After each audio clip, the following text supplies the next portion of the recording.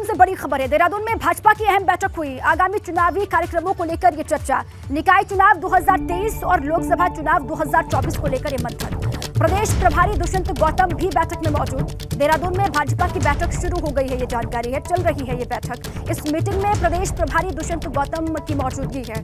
भाजपा की ये मीटिंग आगामी निकाय चुनाव को लेकर और लोकसभा चुनाव को लेकर बेहद अहम मानी जा रही है। इसमें शक्ति केंद्रों और बूथ स्तर पर पार्टी को कैसे मजबूत करना है, कार्यकर्ता बूथ स्तर पर किस तरीके से मजबूती के साथ आगे बढ़ेंगे, इसी को लेकर चर्चा हो रही है, ये जानकारी।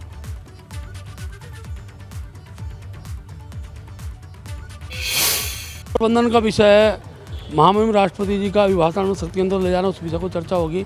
आगामी दिन में कैंट बोर्ड के चुनाव हैं, नगर पालिका के चुनाव, सारे विषय में संगठन बैठक होती है, सारे विषय उसमें निकल कर आते हैं। हाँ, निश्चित रूप से बूथ प्रबंधन महत्वपूर्ण बना रहे। वो दृश्य हमारे पहले भी रहा, हमारे शक्ति केंद्र तक बूथ तक हमारी इकाई रही है। अभी क्योंकि नया संगठन बना तो नए कार्यकर्ता भी उसमें जो आएंगे बूथों पर, उस सारे विषयों को लेकर आज की बैठक में चर्चा। बूथ शक्तिकरण को लेकर हो रही है। प्रदेश प्रभारी दुष्यंत गौतम जी देहरादून पहुंच गए हैं, उनसे बातचीत करते हैं। सर, कितना बड़ा एजेंडा है ये और किस तरह से 2024 की चुनावों की तैयारी आप करें? देखिएगा, हम आश्वस्त हैं। हमारे कार्यकर्ताओं ने जिस प्रकार से उत्तराखंड में कसौटी पर खरे उतरे हैं, कभी भी हम यहाँ पे एक आकलन था कि बीजेपी कांग्रेस, लेकिन यहाँ की जनता ने हमें इतना स्नेह और प्यार दिया है कि हम पुनः दूसरी बार हम जीत कर आए हैं। सरकार भारी बहुमत की सरकार बनाई है, इसलिए बूथ तक जो हमारे काम पहुँचे हैं, बूथ तक जो हमारी योजनाएं पहुँची हैं, वो लोग हमें आशीर्वाद देने के लिए सब तुलनात्मक अगर हम देखें तो हमारा बहुत अच्छा कार्य खड़ा हुआ है और हम उसमें भारी बहुमत से जीतेंगे। शक्ति केंद्र और बूथ शक्तिकरण को लेकर भाजपा ज़्यादा जोर दे रही है, तो आपको लग रहा है कि अगर बूथ मैनेजमेंट बढ़िया होगा, शक्ति केंद्र अगर पूरी तरह से सही रहेंगे तो आप चुनाव में जीत पाएंगे? हाँ, देखिए कि राजनीतिक दल की रीढ़ की हड्डी जो होती है वो बूथ ही होता है, क्रियान्वयन जो होता है वो बूथ पर होता है। इसलिए बूथ को मजबूत करना, यहाँ तक कि हम पन्ना प्रमुख तक भी बना रहे हैं। अगर 35 पेज है अगर एक बूथ पर वोटरों के, एक पेज का प्रमुख भी बना रहे हैं। और जहाँ तक मोदी जी का एक संदेश हमें गया हुआ है जिसको हम कर रहे हैं कि हमें इलेक्शन ही नहीं जीता, चुनाव ही नहीं जीतना, हमें दिल भी जीतना है। इसलिए किसी जाति धर्म भाषा का व्यक्ति होगा, किसी भी प्रकार का किसी भावना के ठहस रह रहा होगा, उसको भी हमने अपना बनाने का काम करना है। सरकार को 1 साल अगले महीने पूरा हो रहा है, धामी सरकार 1 साल की हो जाएगी, तो आपको लग रहा है कि संतुष्ट काम सरकार ने किया है या कुछ और बेहतर हो सकता था?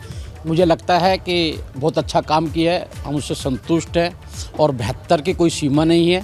बेहतर तो कभी तक कहीं भी जा सकता है, जो भी होगा बेहतर होगा, लेकिन पारदर्शी ईमानदार सरकार है। लेकिन संगठन के कार्यकर्ता जो सरकार बनाने के लिए काम करते हैं, वो 1 साल बाद भी दायित्व नहीं मिले, तो कब तक फाइनल है?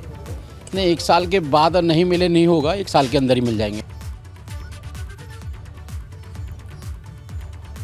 अब आइए इस बैठक को लेकर विस्तार से बातचीत कर लेते हैं। मेरे साथी पंकज राणा जुड़ चुके हैं देहरादून से, उन्हीं का रुख कर लेते हैं। पंकज, देखिए, आपने बातचीत की महेंद्र भट्ट से भी, प्रदेश अध्यक्ष भाजपा के, उनसे भी, और प्रदेश प्रभारी दुष्यंत गौतम से भी। उन्होंने कहा कि चुनाव ही नहीं, दिल भी जीतना है और बेहतर की कोई सीमा होती नहीं है, इसीलिए यह बैठक यहाँ पर की जा रही है। जो एजेंडे इस बैठक के हैं प्रमुख तौर पर, जिन पर चर्चा होनी है, मंथन होना है, इसको लेकर जानकारी दें। और ये बैठक चल रही है अभी भी, पंकज?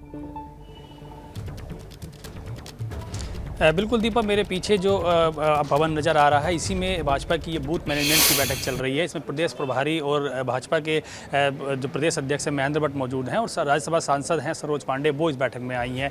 पार्टी के जितने भी जिला प्रभारी, सह प्रभारी और तमाम जो बूथ के प्रभारी हैं, वो इस बैठक में मौजूद हैं। बूथ मैनेजमेंट को लेकर ये बैठक की जा रही है, क्योंकि आगामी एक तो निकाय चुनाव आने वाला है, और निकाय चुनाव उत्तराखंड में लोकसभा चुनावों का रिहर्सल के तौर पर भी देखा जा रहा है। तो निकाय चुनावों को किस तरह से बेहतर मैनेजमेंट कर सकते हैं, बूथ को किस तरह से मजबूत कर सकते हैं, शक्ति केंद्रों पर और कितनी संख्या बढ़ाई जा सकती है, तो ये सब चीज़ें भाजपा इस बैठक में अपनी तैयार कर रही है। भाजपा का एक प्रमुख एजेंडा है, क्योंकि मोदी सरकार की इस बार हैट्रिक होने जा रही है, होगी या नहीं होगी, इसको लेकर पूरी तरह से इसमें सभी जो कार्यकर्ता हैं उनको पूरी तरह टिप दिए जा रहे हैं। और बड़ी बात यह है कि केंद्र सरकार की 5 चीज़ों को, जो जन हित की जो 5 कार्य योजनाएँ हैं, उनको व्हाट्सएप के माध्यम से और तमाम चीज़ों के माध्यम से कार्यकर्ताओं को जन जन तक पहुँचाना है। लोग इनके घर घर तक जाके लोगों को बताना है कि केंद्र सरकार ने इतनी बेहतर बेहतर योजनाएं प्रदेश के लोगों के देश के लोगों के लिए की हैं। इसके साथ साथ ही 2 योजना राज्य सरकार की होंगी, जिन योजनाओं को पूरी तरह से जनता तक पहुंचाना होगा। इसका ये भी निर्देश बैठक में दिए गए हैं कि सभी जो बूथ लेवल के कार्यकर्ता हैं, बूथ अध्यक्ष हैं, वो एक ग्रुप तैयार करेंगे, जो व्हाट्सएप ग्रुप होगा, उस व्हाट्सएप ग्रुप के माध्यम से सभी चीज़ों को जन जन तक पहुँचाने का काम किया जाएगा। तो ये पूरी तरह से बूथ मैनेजमेंट किया जा रहा है। शक्ति केंद्रों की संख्या बढ़ाने पर विचार किया जा रहा है। अभी भाजपा के तकरीबन 2600 शक्ति केंद्र हैं। उसके साथ साथ ही शक्ति केंद्रों के साथ जितने भी बूथ आते हैं, जो एक शक्ति केंद्र होता है उसके अंदर 3 बूथ आते हैं, लेकिन अब ये तैयार किया जा रहा है कि शक्ति केंद्रों के साथ 3 से लेकर 5 बूथ हो सकेंगे। और इस तरह से तमाम जो मैनेजमेंट है, बूथ लेवल के जो कार्यकर्ता हैं, जो सबसे प्रमुख भाजपा का जो सबसे रीढ़ की हड्डी का कार्यकर्ता माना जाता है बूथ लेवल का, वो कार्यकर्ता पूरी तरह से जो भाजपा सरकार की, चाहे केंद्र सरकार की नीतियां हो या फिर राज्य सरकार की नीतियां हो, उन्हें जन जन तक कैसे पहुंचाया जा सकता है, उन सब चीज़ों पर इस पर मंथन चल रहा है। तो फिलहाल अभी बैठक चल रही है, शाम 4 बजे तक ये बैठक चलेगी। बूथ जीत लिया तो चुनाव जीत लिया, ये नारा भी बीजेपी का है और इसी नारे को लेकर वो आगे बढ़ रहे हैं। तमाम जो योजनाएं हैं उनको जनता तक किस तरीके से पहुंचाना है, स्थिति किस तरीके से मजबूत करनी है, निकाय चुनाव भी सामने, उसके बाद 2024 का आम चुनाव है, इसी को लेकर मंथन यहाँ पर हो रहा है।